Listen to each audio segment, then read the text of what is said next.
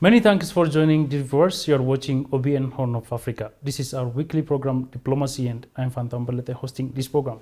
Today, I'm joined by a very special guest, Professor Roland Kobia, Ambassador of the European Union to Ethiopia. In this episode, we're going to discuss the EU relations with Africa. Till the end of our program, stay with us. Ambassador, thank you for joining me and welcome to this program. Thank you very much for the invitation and for coming here. Great. Before we go to our discussion, would you tell us a bit about yourself, please? So my name is Roland Kobia. I'm the ambassador of the European Union to Ethiopia for the last 3 years. These are literally my last hours in the country because I'm leaving Ethiopia on Friday, so in 48 hours. So I'm very happy to have you in these very last moments of my 3 years stay in Ethiopia. And the first thing I wanted to say, of course, is not about me, but it's about you, Ethiopia, and to wish all your people who will be watching this show a Melkam Ades Amet. So a very good Happy New Year for all of you. Historical background. Would you tell us a bit about that? About the background? Yes, sure. So this is the fourth time I'm a head of mission, ambassador. So I was ambassador to Azerbaijan, to Myanmar. I was a special envoy to Afghanistan, and now I was ambassador to Ethiopia. So I've been working with the EU for 34 years, and in different sectors, but mainly in diplomacy and mainly abroad in different countries around the world. I also served in DR Congo. I served in Kenya. I lived in South Africa, in Egypt. So my life has been about traveling and try to understand different cultures. How would you describe the current state of EU-Africa relations and what are the key areas of their cooperation? Look, the relationships between Ethiopia and the European Union go back a long way. And they have been, very deep, very wide, very encompassing. And we have had traditionally over the decades a very strong relationship and partnership. Over the last years, of course, with the war, in the north, it has been a little bit more complicated because the EU always advocates for peace. So every time there's a war, we sort of, don't like that so much because we are promoters of peace, of stability and security around the world. So over the last 3 years, the relationship has been a little bit more difficult. So my stay here for the last years has been very interesting and challenging sometimes. But this is diplomacy. And what is important is to look at the big picture, to look at the fact that we can have difficulties sometimes, like in your families. Sometimes you have problems with your sisters, your brothers, your parents, your children. Just like in a family, sometimes the relationship is a little bit more complicated. And that was the case over the last years. But I'm sure that looking at the big picture, we will one day normalize the relationship. What historical factors have shaped EU-Africa relations? Well, many countries have come to Africa very recently. And they started partnerships, they started to gain an interest in Africa very recently, over the last 10 or 20 years.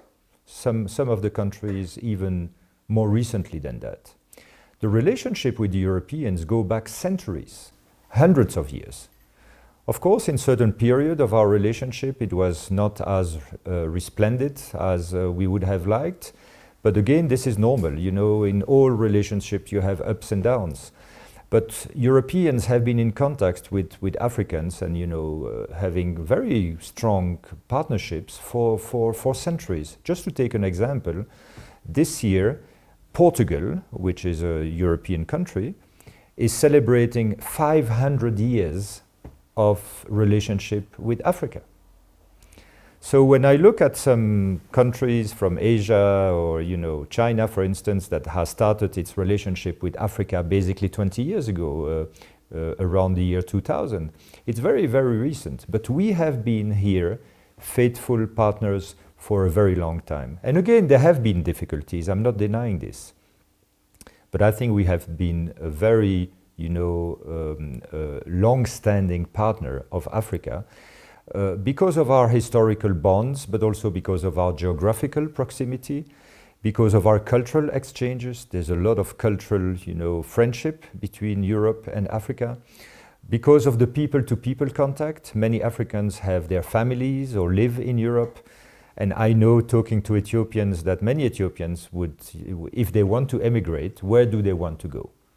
They want to go to Europe or the US, but these are the two destinations they want to go to. So that shows that there's a very strong bond, a very strong link and friendship, I would say, between the two. What do you give priority in having partnership with Africa? So we do have a strategic partnership with the African continent. We do have a strategic partnership with the African Union Commission. And we have a strategic engagement with Ethiopia bilaterally. So our priorities are to create a real partnership with Africa.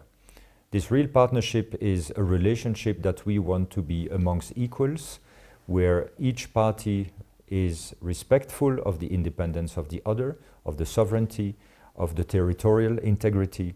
So these are principles that are very dear to us. And these are not European principles. These are the principles that you can find in the United Nations Charter that all African countries have ratified, also Ethiopia, but also in the African Union Charter, which is the Charter of Africa. And you find these principles of territorial integrity, of respect of borders, of democracy, of respect for human rights. So these are the things that strategically we try to promote in Africa. We of course have a number of sectors in which we work. Very difficult to mention them all because it's very, very long, but I can mention political relationships, trade relationships. The EU is the first trading partners of Africa altogether. Development aid, we are the first donor of development aid in Africa by far. Over 50% of the development aid is given by the Europeans. Humanitarian aid, people-to-people contact, protection of civil society, of the media, that we work a lot on. So it's very, very wide, and all these constitute a very strategic engagement. You have written an article saying revitalizing EU-Africa relations, navigating partnerships in a fragmented global landscape. In your opinion, what are the most pressing challenges facing EU-Africa relations? Look, I just want to say to start that I have written this article because I'm not only a diplomat, I'm also an academic. So being a diplomat is my profession for many, many years, but I also have been a professor in different, teachings, and this is really a passion that I have. So I regularly write articles, and the last article I wrote and published was a few weeks ago, and you have seen it apparently. So thank you for that. And it was about, some reflections that I took when I was also covering the African Union. For the time being, I'm the ambassador to Ethiopia, but for some months, I also covered the work with the African Union, and that gave me a lot of background, a lot of ideas, and I wanted to write a little article about it. So this article is about a few ideas to give a new energy, a new vitality in the Africa-EU relations. And I think, as I said before, our relationship are so old, so deep, and so wide that there's no way that anyone can damage this. There can be sometimes difficulties, there can be sometimes moments in which we don't have the same visions, that is normal. But overall, there is the strongest bond, I would say, between these two continents that exist in the world. I don't see any two other continents that have such a strong bond. Now, you were asking about the challenges. Well, the challenges, I think, mainly come from outside our relationship. They don't come from us. They don't come from Africans or Europeans. They come from other countries that want to damage our relationship because they see that we have a very strong relationship and they don't like that and they would like to take our place. So I see a lot of activity, misinformation, disinformation, propaganda, all sorts of fake news that are trying to damage our relationship. And what is very sad is that some people believe it. They don't look at the facts. They don't look at the reality. They just read a few things on Telegram, on TikTok, on Twitter, and they believe everything they read. But they don't cross-check the fact. And they don't realize how long and how deep the relationship is. They don't realize how many jobs the Europeans are creating in Africa. I don't see a lot of jobs created by other countries outside Europe. Europeans are here to create and give jobs to the Ethiopians in Ethiopia and to the Africans, because we are the first ones in foreign direct investments. And the jobs we are creating are good jobs. So the people, the workers are treated fairly. There is corporate social responsibility. We also give development aid. We are the biggest donor in Africa, by far. By far. We are the first trading partner. So in Ethiopia, to take the example, the EU companies and the EU countries are the first or second, it depends on the year, trading partner for exports. So your exports of Ethiopia, the first destination or the second, depending on the year, is Europe. Imports coming from Europe, first or second. Foreign direct investments, always in the top three. So you see, the challenges, I think, unfortunately, are created by some people who do not see our relationship as something that suits their interests. But I don't care too much about that, because I know that both Africans and Europeans are aware that this is a very close relationship. There is no problem in having a relationship with other countries, but it should be done in an honest way, in a fair way, and in a way that, respects the sovereignty of all the countries concerned. How does the current fragmented global landscape impact EU-Africa partnerships, and what strategies can be employed to solve these challenges? Well, you're right. The world today is going through a very sad moment, I think. There are good things. Huh? I'm not saying everything is not fine. There's a lot of progress in many things, in medical research, in development, and so on. So there are good things. But overall, the dynamics between countries is very polarized. There's a lot of tensions. One of the reasons for that, I think, is because, again, a number of countries, like Russia, like China, want to change the global order. And we have no problem in improving the global order. Europeans have no problems with that. If we can improve the way the planet works, we are totally in for that. But the problem is that countries that want to change the global order are not proposing any alternatives. So they are just criticizing, trying to destroy the existing multilateralism and global order without proposing anything. So what does that lead to? It leads to chaos. Because you cannot destroy something without creating something else. Because we humans, we need rules to cooperate. We need to know on which basis we are going to work with each other. Whether these rules are good or not, but we need rules. And for the time being, we are in a period in which the old order is being attacked, but the new order is not here yet. So we are in this transition period, which is very dangerous. And because of the fact that people do not apply multilateralism anymore, they don't care about cooperation, they prefer confrontation, there's a lot of polarization, there's a lot of tension, there's a lot of conflicts. Well, all this is leading to a world in which we live today, which we don't know what tomorrow will be made of. And this is very worrying. So we are against all that. Again, the EU has been the main promoter of an African seat for the G20. So African Union now has a permanent seat in the G20. Who has been pushing for that, apart from the Africans? The Europeans. We have been really pushing for that, and you got it. And we are very happy about that, because Africa deserved to have a seat in the G20. Now the Europeans are the biggest promoters of an African seat in the UN Security Council. Some countries are not very favorable to that. Notably some of them who are in the Security Council permanently. We are in favor and we are pushing for Africa to have a permanent seat in the Security Council. So we mean what we say. And we work honestly in trying to push, the interests of Africa. And unfortunately, as you were rightly saying, we are in this world where everybody seems to be looking at what divides the people instead of looking at what unites the people.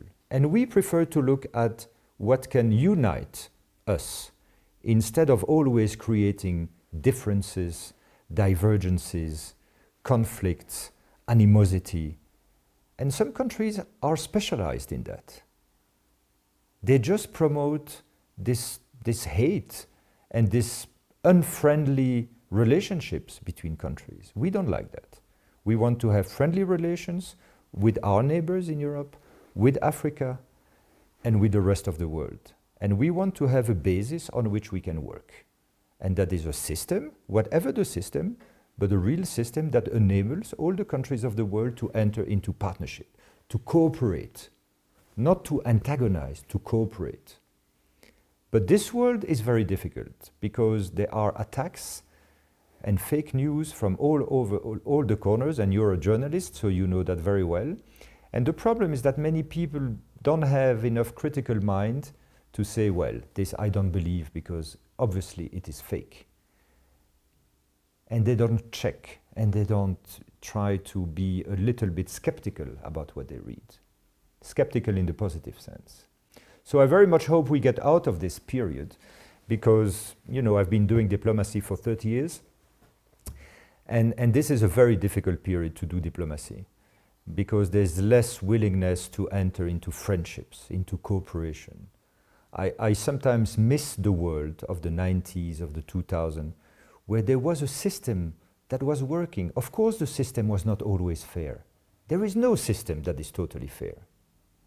And Africans should have had more say in that system, more presence, more power. I agree with that. But at least there was a system. Today, people want to destroy that system and they give no other option, no alternative. We don't know where we go. Where is the model? Where is the vision? Where is the proposal? We don't know. What role does trade play in strengthening EU-Africa relations?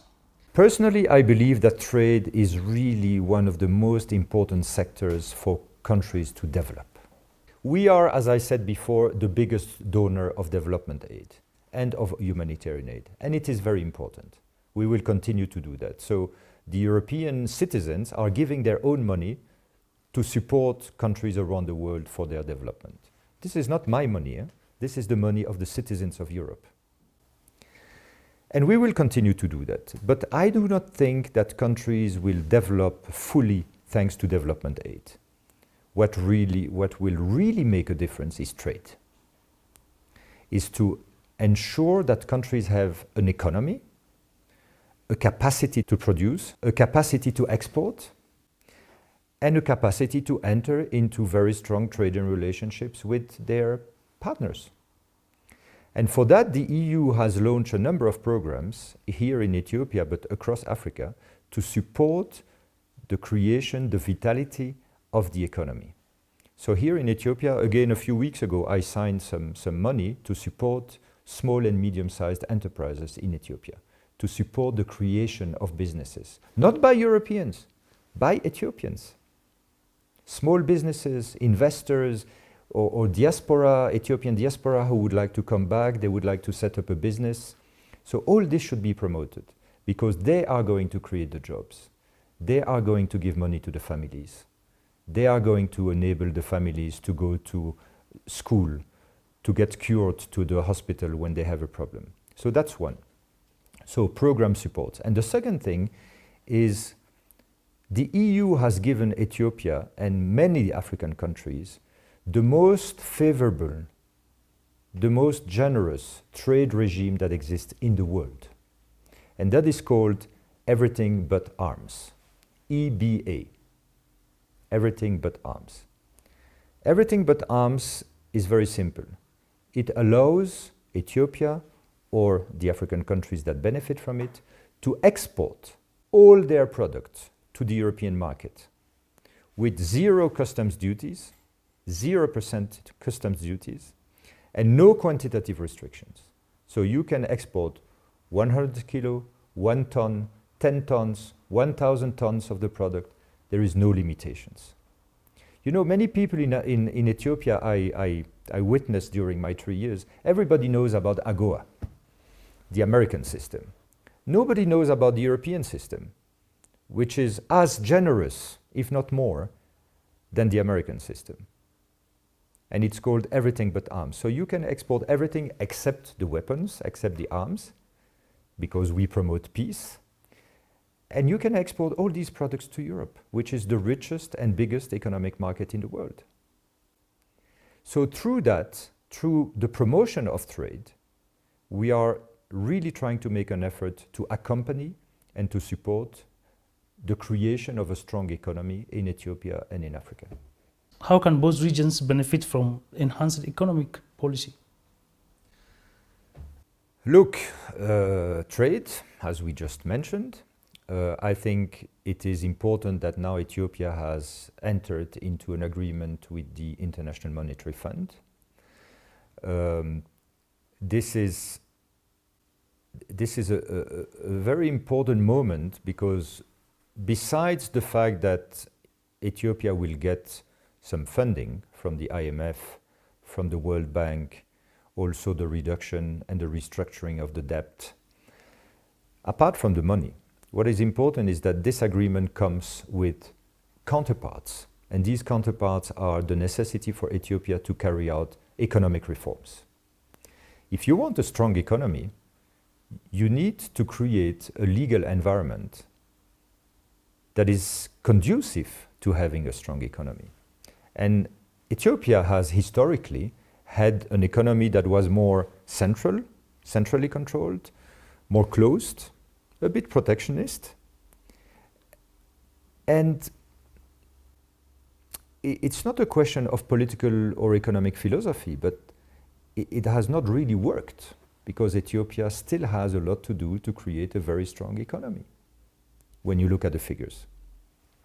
So I think the IMF package that Ethiopia has agreed to enter into is important because of the reforms that will need to be carried out. And moving gradually towards a more open economy, a market-oriented economy, will, I think, help Ethiopia to have a booming economy because you have all the potential to do it. Ethiopia is an incredible country when it comes to its potential, but it's not accompanied by the right economic laws. So if you have these potential and the economic laws, then you will match and having a very thriving economy. So I very much hope that the reforms will be carried out, as it is required. I hope you will, slowly enter into a more market-oriented economy. Because when you have a market-oriented economy, it's not only about what the state does, it's about what the people do. If you create a space for all Ethiopians to be very active, dynamic, setting up business, creating jobs, creating exports, well, if you multiply this by 130 million inhabitants, you will be an economic power. No question about that. But that will take a bit of time. And in the meantime, what is very important is to ensure that the population, the people, are not impacted too much by these reforms. These reforms are very important, but reforms always take a little bit of time to produce benefits. That's normal. But in the meantime, in the short term, there is already an impact on the population. You have seen here in Addis, since the Forex new law and the floating of the beer, you have seen that prices have gone up a little bit, there's more inflation, and people are, struggling a little bit. So what the government needs to do is to accompany the big macroeconomic reforms with pro-poor policies. So to cushion to protect the population from the impact of these reforms. And that may take a little bit of time, to support them, but afterwards, if everything goes fine, the benefit for the people and for the state will be huge. Concerning trade, Africa is almost a raw material feeder to the EU and receiver of processed goods and materials. What should be done to balance this trade relation? Well, there's nothing wrong in selling raw materials and commodities. So everybody does business in what you have. You have raw materials, you sell them, not only to the EU, by the way, you sell them to China, you sell them around the world, a lot to China, by the way. So there's nothing wrong in selling raw materials. And everybody uses what they can do, and we are very good at processing, because we have a very strong technologies and equipments and industries, and we process these commodities. So what needs to be done, of course, is to ensure that there's a balance between the trade, and that the commercial balance and the trading balance between the different parties is more or less even. That is very important, so that both parties benefit. We believe in win-win games. We have made our mistakes in the past, I do not deny this, but today, for a long time, we believe in win-win scenarios, because this is the only sustainable way to do business with people. If you do business and you generate a benefit in the short term, but you haven't done it in a fair way, well, the next time your partner will not do business with you anymore. If you are fair, if you ensure that the contract and the business relationship is balanced, well, then you can do business for a long time. And I think this is what we are trying to do. We are not perfect. We make mistakes sometimes, just like everybody. But there's a genuine willingness to ensure that we have a fair, balanced, and friendly partnerships, notably in trade. Yeah, you said that this Africa is not only feeding raw materials to EU, but also to other countries. Yes. So what should be done to balance even for Africa feeding other countries? Almost, we can say, Africa is almost raw material feeder. You should create an economic fabric. You should create your own companies, your own industry. One example I can give is in the African Union, the EU is supporting the creation of the vaccine agency. This is a support from the EU to the African Union so that Africa will be able to produce its own vaccines if there is an epidemic. We have seen the problems in COVID and all the problems that Africa had. So we are promoting this. We are giving a lot of money and a lot of technical support to the African Union to do that. This is just an example. If you can produce locally, well, then you can use your own raw materials to produce whatever. That's one. Number two, when you look at the figures, the problem of Africa is not so much that you export your commodities outside Africa.